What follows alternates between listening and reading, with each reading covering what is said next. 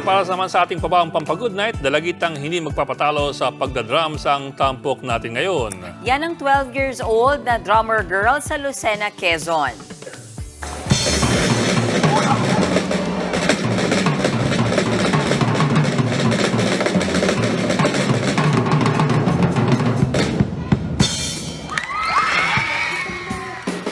Siya si Fritzy Ramos. Sa pagpalo ng drums, kitang-kita ang passion niya sa musika.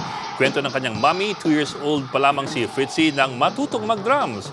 Kaya't proud daw siya dahil makikita ng ibang tao ang skills na ilang taon pinaghirapan ng kanyang anak. Nagbunga ang pagsisikap ni Fritzy dahil sa Sabado magpe-perform siya sa isang concert sa Makati. May payo naman si Fritzy sa mga batang gustong matutong mag-drums. Para po sa mga gusto matuto mag-drums, i-feel nyo lang po ang song at beat.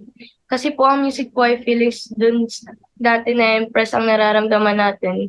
Masaya or malungkot man tayo. Mga kapatid, Ed Lingaw po, maging maalam at may pakialam sa mga napapanahong balita sa ating bansa. Para sa mas malalimang pagtalakay at paghimay sa mga issue at headlines, tumutok lamang at mag-subscribe sa social media pages ng News 5.